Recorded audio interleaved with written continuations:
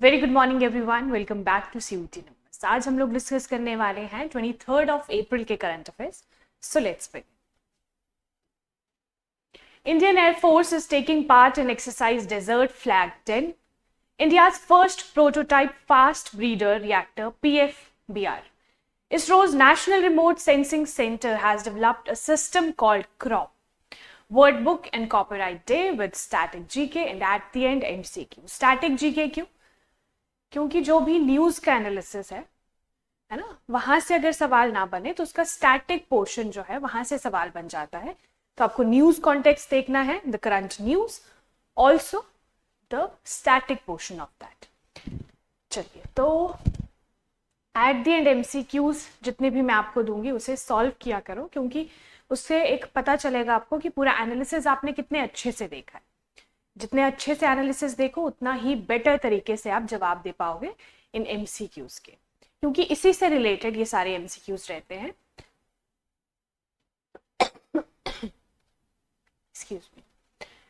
और किसी भी सेशन के एंड में हम लोग क्या करते हैं, आपको एक होमवर्क क्वेश्चन देती हूँ मैं। उस होमवर्क क्वेश्चन का जवाब आपको कमेंट सेक्शन में देना होता है। बहुत ही इजी क्वेश्चन होता है, इसी एनालिसिस से होता है। तो आपको क्या करना है, in between the session and at the end of the session जितने भी क्वेश्चंस मैं पूछूं उसका जवाब देना है इन कमेंट सेक्शन। ठीक है जी।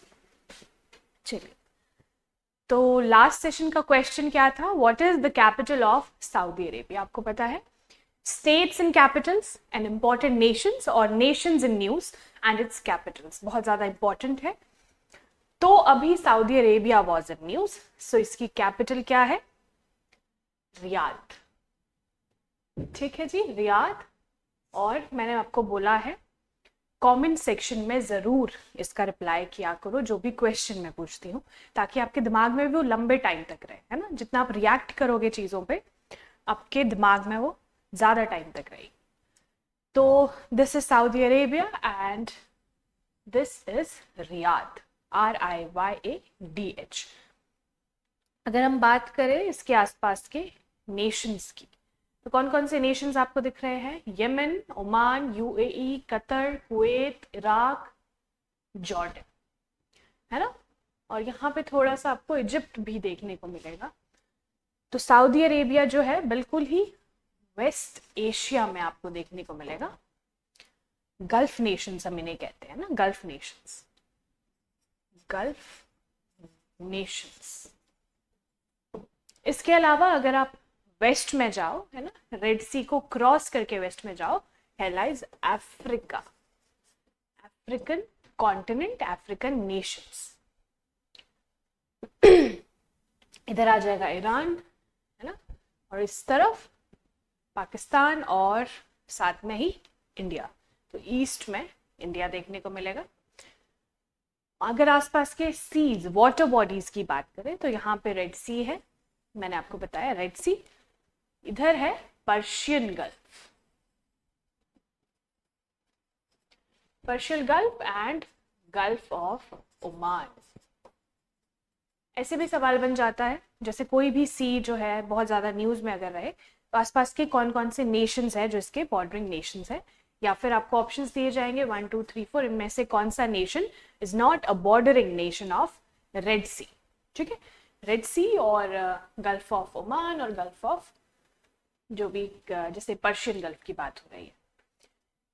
तो अगर हम रेड सी की बात करें, आसपास कौन कौन से नेशंस आपको दिख रहे हैं? Lies Eritrea, Yemen, Saudi Arabia, then Egypt and Sudan. ऐसे आपको दिमाग में एक पिक्चर बनानी है वाटर बॉडीज के आसपास।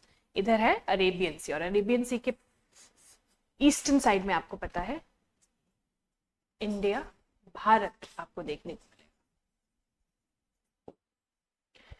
ऐसे आपको ध्यान रखनी है किसी भी कंट्री की geographical location. Saudi Arabia, I hope आपको बहुत अच्छे से पता लग गया कहाँ पे ये एक्चुअली लाई कर रही है। अगर आप इजिप्ट से ऊपर, है ना, नॉर्दर्न साइड में जाओगे, आपको पता है यहाँ पे मेडिटेरेनियन सी है, और मेडिटेरेनियन सी किन दो कॉन्टिनेंट्स के बीच में आता है? Europe and Africa. तो यूरोप और अफ्रीका के बीच में ये एक बाउंड्री बनाता है, दोनों कॉन्टिनेंट्स के बीच में। चलिए न्यूज पे आते हैं। Indian air force is taking part in exercise desert flag 10। Indian air force की बात हो रही है, किस एक्सरसाइज में they are taking part? Exercise desert flag 10।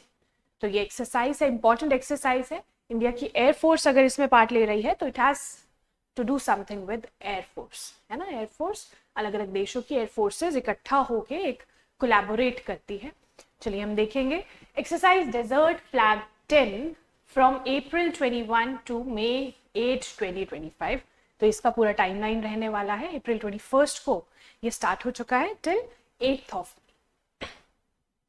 In United Arab Emirates, UAE.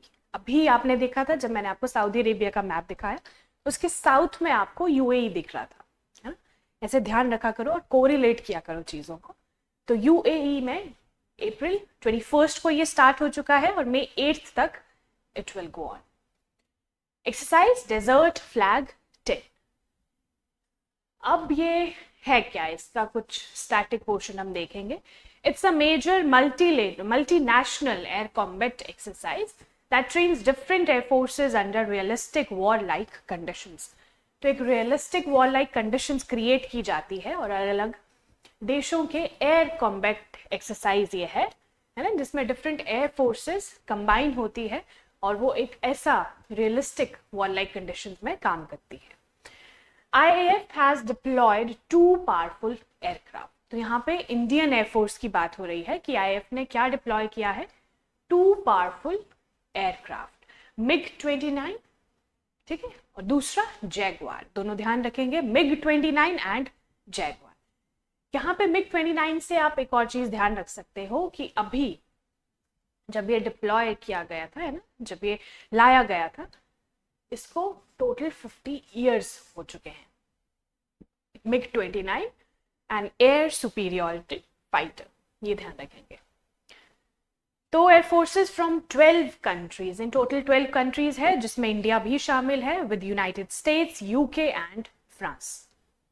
तो ध्यान रखेंगे। ये देखिए, भारतीय वायुसेना एक्सरसाइज डेजर्ट फ्लैग 10 कहाँ पे हो रही है? यूएई, है ना। जो पॉइंटर्स है मैं आपको बताऊंगी, अभी नोट कर लीजिए। यूएई, यूनाइटेड अरब एमिरेट्स, एक गल्फ नेशन है, वहां पे एक्सरसाइज डेजर्ट फ्लैग 10 जो है 21 ऑफ अप्रैल को स्टार्ट हो चुका है and it will go on up till 8th of May. इसके अलावा आपको ये ध्यान रखना है कि इंडियन एयरफोर्स ने यहाँ पे कौन कौन से 2 पावरफुल एयरक्राफ्ट डिप्लॉय किए हैं, MiG-29, दूसरा जैगवार, ठीक है। और 12 कंट्रीज इसमें पार्टिसिपेट कर रही है, जिसमें यूनाइटेड स्टेट्स, यूनाइटेड किंगडम और फ्रांस भी है विद इंडिया। चलिए, वैसे तो यूएई अभी हमने उस मैप में भी देखा था, लेकिन अलग से पर्टिकुलरली यूएई पे ही फोकस करते हैं। दिस इज यूएई, ठीक है। यूएई आपको देखने को मिल रहा है, ये देखिए, सऊदी अरेबिया अभी हमने देखा था, एलाइज कतर, और उधर है बहरीन, ठीक है, Oman, gulf of Oman and इधर पर्शियन गल्फ। तो आप इमेजिन कीजिए उस मैप को और इस मैप को। वहां पे हम लोग सऊदी अरेबिया पे फोकस थे, पर यहाँ पे हम लोग यूएई का मैप देखेंगे।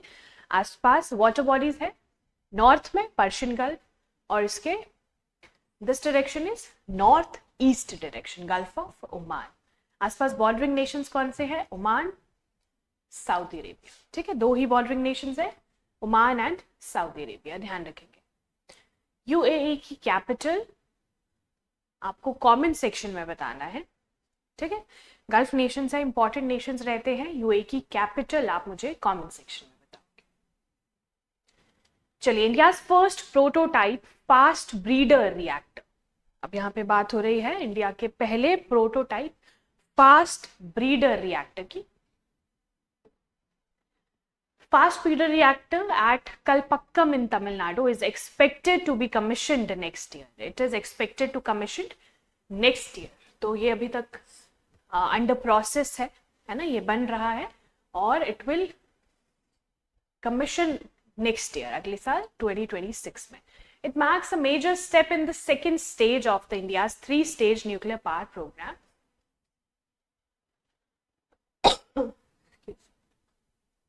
तो ये एक स्टेप है towards the nuclear power programme, ठीक है। इंडिया का 3 स्टेज न्यूक्लियर पावर प्रोग्राम का ये एक मेजर स्टेप है।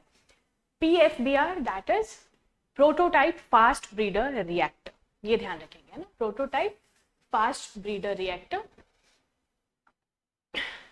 500 megawatt electric sodium cooled reactor that uses fast neutrons instead of slow neutrons। तो ये इसकी वर्किंग बताई गई है। Plus developed by, important thing है ना, developed by Bharatiya Nabhikiya Vidyut Nigam limited that is Bhavini. Bhavini setup in 2003 under the department of atomic energy, DAE।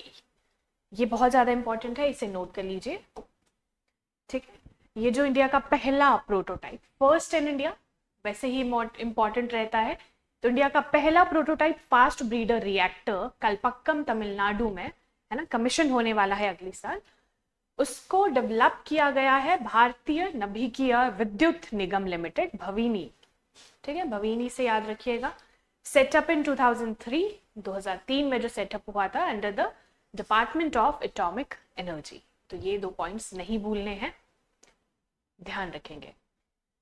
चलिए अगर हम तमिलनाडु को मैप में देखें, क्योंकि तमिलनाडु के कलपक्कम में ये होने वाला है कमीशन, तो दिस इज इंडिया का मैप और ये है बिल्कुल ही साउथ में एक स्टेट दैट इज तमिलनाडु, ठीक है, विद कैपिटल चेन्नई, ध्यान रखेंगे। और यहाँ कहीं पे आपको कलपक्कम देखने को मिलेगा। कैपिटल ध्यान रखेंगे, आसपास के बॉर्डरिंग स्टेट्स ध्यान रखेंगे। यहाँ पे आंध्र प्रदेश आता है, हेलाइज कर्नाटका एंड केरला, तो 3 बॉर्डरिंग स्टेट्स आपको देखने को मिलेंगे। इधर आएगा हेलाइज बे ऑफ बंगाल, ठीक है, बे ऑफ बंगाल। और इसके सदर्न पोर्शन में आपको पता है श्रीलंका आपको देखने को मिलेगा, which shares maritime borders with India. ISRO's National Remote Sensing Center has developed a system called CROP। तो सिस्टम CROP आप ध्यान रखोगे, किसने डेवलप किया है? इसरो ने, ठीक है, इसरो के नेशनल रिमोट सेंसिंग सेंटर ने, NRSC। ISRO's NRSC, that is National Remote Sensing Center, has developed a system called CROP। पहली चीज CROP, which stands for Comprehensive Remote Sensing Observation on Crop Progress। तो it has something to do with what? Crops, है ना, agriculture के साथ इसका कुछ ना कुछ लेना देना है। तो आपको ध्यान रखना है crop, comprehensive remote sensing observation on crop progress. इसके साथ डेवलप किसने किया है? इसरो के एक डिपार्टमेंट आता है नेशनल रिमोट सेंसिंग सेंटर, ठीक है। तो ये पॉइंट आपने पहला नोट कर लिया। Crop is a semi-automated and scalable system that monitors crop sowing, growth and harvesting in near real time। तो ये रियल टाइम में है ना, बिल्कुल रियल टाइम में ये क्या क्या मॉनिटर कर सकता है? क्रॉप सोइंग, ग्रोथ, हार्वेस्टिंग, ठीक है, उसकी ग्रोथ को, उसकी हार्वेस्टिंग को, और जब उसको उगाते हैं ये सारे प्रोसेस को वो रियल टाइम में मॉनिटर कर सकता है। And it mainly supports agricultural planning during the rabi season. तो राबी सीजन में एग्रीकल्चरल प्लानिंग को ये सपोर्ट करेगा, ठीक है, crop. This comes as remote sensing in agriculture marks 50 years of global use. तो आपको ध्यान रखना है crop semi automated and scalable system. Semi automated मतलब कि आधा मैनुअल होगा और आधा automatic. Semi automated and scalable system जो कि मॉनिटर करेगा किसी भी क्रॉप की sowing, growth and the harvesting. पूरा एक जो प्रोसेस रहता है क्रॉप को लगाने में, उगाने में एंड उसकी कटाई में। तो इसरो के एक डिपार्टमेंट ने इसे डेवलप किया है, that is national remote sensing centre, ध्यान रखेंगे। चलिए अब हम यहाँ से क्या इंपॉर्टेंट पॉइंट्स नोट करेंगे, दैट इज इसरो के बारे में कुछ फैक्ट्स है ना, थोड़े से ही फैक्ट्स हैं। दैट इज कब एस्टेब्लिश हुआ था? 1969 में, वेरी इंपॉर्टेंट। ये छोटे छोटे फैक्ट्स होते हैं जिसका हमें ध्यान रखना होता है। Plus the headquarters are in Bengaluru, Karnataka, ठीक है। Indian space research organisation, is the full form of ISRO. Research Organization. चलिए आज का important day that is word book and copyright day. ठीक है, इंपॉर्टेंट डे है. Theme for world book day 2025 is read your way. Very important. Themes तो हमेशा से ही important रहती है. Read your way is the theme. And एक coat है, I quote, live as if you were to die tomorrow, learn as if you were to live forever. I unquote. ये है महात्मा गांधी जी के वर्ड्स कि आप ऐसे जिए जैसे कि कल ही मरने वाले हैं, and learn as if you were to live forever. और ऐसे जो आपकी लर्निंग है ना, बुक्स जो है are the biggest learning source. तो आपको ऐसे याद करना है जैसे कि you have to live forever. तो 23rd ऑफ अप्रैल और world book and copyright day, इस साल का थीम आप लोग ध्यान रखोगे. Theme for world book day 2025, read your way. अब आते हैं मोस्ट इंपॉर्टेंट सेशन पे, दैट इज एमसीक्यूज. पूरा सेशन आपने अच्छे से देख लिया, अब एमसीक्यूज को जवाब दीजिए. चलिए पहला question, which country is the host of exercise desert flag 10. तो ऑप्शंस है आपके सामने और करेक्ट आंसर है डी. ठीक है, correct answer is D, UAE. ध्यान रखेंगे. Exercise desert flag 10 in total 10 countries इसमें पार्टिसिपेट कर रही है, and India is also part of it. Which state is home to India's first prototype fast breeder reactor BFBR. तो यहाँ पे आपको पूछा गया है इंडिया का पहला प्रोटोटाइप फास्ट ब्रीड रिएक्टर कहाँ पे डेवलप हो रहा है ना, कौन से स्टेट में. So correct answer is Tamil Nadu. B is correct answer. Crop, जिसकी फुल फॉर्म है comprehensive remote sensing observation on crop progress, is a framework developed by which organisation. कौन सी ऑर्गेनाइजेशन ने इसे डेवलप किया है. So correct answer is NRSC, National Remote Sensing Center under ISRO. ध्यान रखेंगे, ठीक है, ISRO के अंडर ये आता है. Word book in copyright day is celebrated on which day. कौन से दिन में ये सेलिब्रेट किया जाता है. वेरी इजी, 23rd ऑफ अप्रैल यानी आज के दिन. चलिए अब आता है आप लोगों का homework question. So what is the theme for Word Book and Copyright Day 2025? आपको बताना है थीम क्या है Word Book and Copyright Day इस साल का. तो कमेंट सेक्शन में बताइए, और इन बिटवीन मैंने एक दो क्वेश्चन आपसे और पूछे हैं, उसका भी जवाब दीजिए इन कमेंट सेक्शन. तो चलिए ये था हमारा आज का पूरा सेशन. इसके साथ आप लोगों के लिए इंपॉर्टेंट इन्फॉर्मेशन है, दैट इज हमारी टेस्ट सीरीज लॉन्च होने वाली है आज. तो इन टोटल 10 टेस्ट होंगे. ठीक है, तो उसका पूरा का पूरा एक अलग वीडियो मैंने आपके लिए पूरा वीडियो बनाया है कि उसमें क्या क्या रहने वाला है, क्या उसका फीस स्ट्रक्चर है. तो पूरा अच्छे से वो वीडियो देखिए, प्लस टेस्ट सीरीज लीजिए. उसके लिए आपको निम्बस करियर्स ऐप डाउनलोड करना है. डाउनलोड कीजिए और अपनी प्रैक्टिस को आगे बढ़ाइए. जितने भी ज़्यादा आप टेस्ट सीरीज लगाओगे, प्रैक्टिस करोगे, उतना अच्छा आप एक्चुअल डे में परफॉर्म करोगे. Thank you so much. मिलेंगे हमारे नेक्स्ट सेशन में, और इस वीडियो का पूरा PDF आपको मिल जाएगा टेलीग्राम चैनल पे. उसके लिए just subscribe to the channel और डिस्क्रिप्शन में जाइए, टेलीग्राम चैनल के लिंक पे क्लिक कीजिए और हमारा टेलीग्राम चैनल फॉलो कीजिए, और सारे के सारे PDFs वहाँ से आपको मिल जाएंगे. Thank you so much. All the very best.